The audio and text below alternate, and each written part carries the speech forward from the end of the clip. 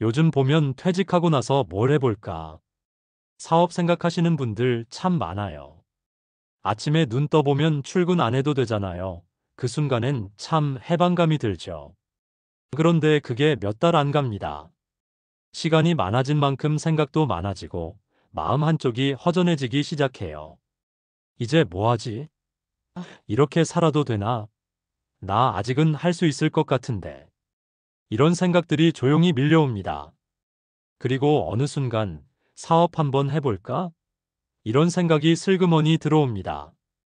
사실 그 마음 너무 잘 알아요.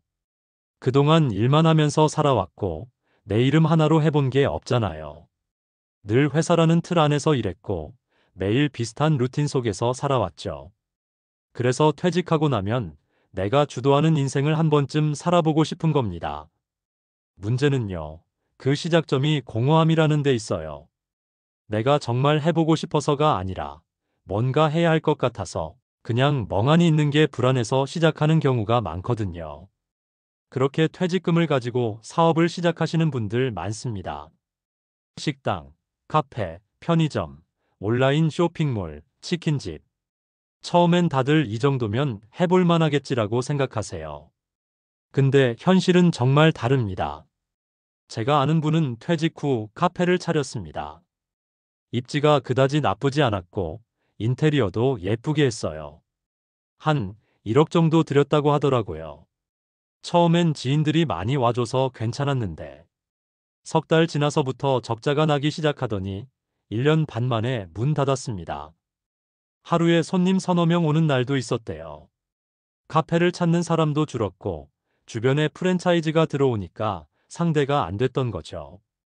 그분이 마지막에 한 말이 아직도 기억나요.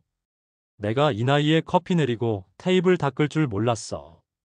퇴직 후의 사업은요, 현실적으로 말하면 고위험 투자입니다. 그나마 젊을 땐 실패하더라도 다시 벌 기회가 있어요. 다시 취직하거나, 다시 사업하거나. 그런데 60 넘어서 실패하면요, 다시 기회를 잡을 수가 없어요. 체력도 안 되고, 무엇보다 진상 손님 만나면 자존감이 바닥까지 떨어집니다. 심리학에서 말하죠. 인간은 익숙한 환경이 사라졌을 때 공황 상태를 겪는다고. 회사라는 구조, 직장이라는 정체성이 사라지고 나면 그 공허함을 채우기 위해 무언가에 급하게 뛰어드는 거예요. 그게 사업일 수 있고 누군가에겐 무리한 투자일 수도 있죠. 그런데 문제는 그 선택이 한 번의 실패로 끝나는 게 아니라는 거예요. 퇴직금이 날아가고 나면 남은 인생 자체가 흔들립니다. 병원비, 생활비, 간병비까지 자녀들한테 손 벌리게 되는 경우도 있고요. 가족들하고도 멀어지고 혼자 방 안에 틀어박혀 있는 경우도 적지 않아요. 지금 이 순간에도요. 나만은 괜찮겠지라고 생각하는 분들 많을 겁니다. 하지만 처음엔 다 그렇게 생각하고 시작합니다. 나는 좀 다를 거야. 내가 누구인데. 이 정도는 자신 있어. 그런데 사업은요. 절대 혼자만의 의지로 되지 않습니다. 시장 상황, 소비자 트렌드, 상권, 날씨, 심지어 코로나 같은 변수까지. 그 모든 게 맞아떨어져야 가능성이 생깁니다. 그리고 이런 것도 생각해 봐야 해요. 퇴직하고 나면요. 이제는 나를 중심으로 살아야 합니다. 지금까지는 회사를 중심으로, 자녀를 중심으로, 가족을 중심으로 살아왔다면, 이제부터는 나라는 존재를 위해 살아야 되는 시기입니다. 근데 그 중요한 시기를 또 남에게 보여주기 위한 도전, 체면을 위한 일로 채워버리면 정작 진짜 나를 돌볼 시간이 없어요. 진짜 중요한 건 매일 아침 눈 떴을 때, 아, 오늘도 괜찮다고 느낄 수 있는 마음입니다. 돈 많이 버는 게 아니라 내가 나를 지키며 살아가는 삶. 그게 노후에 가장 필요한 삶의 방식이에요. 요즘은 유튜브나 책에서 퇴직 후에도 도전하라. 나이 들수록 새로운 일에 나서라. 이런 말 많이 하잖아요. 근데 도전도 좋지만 지금까지 쌓아온 것을 지키는 게 더 중요합니다. 먼저 자신을 좀 쉬게 해주세요. 내가 뭘 좋아하는지, 뭘 하고 싶은지, 어떻게 살고 싶은지. 그걸 다시 알아가는 시간, 그게 먼저 필요합니다. 사업이 하고 싶으세요?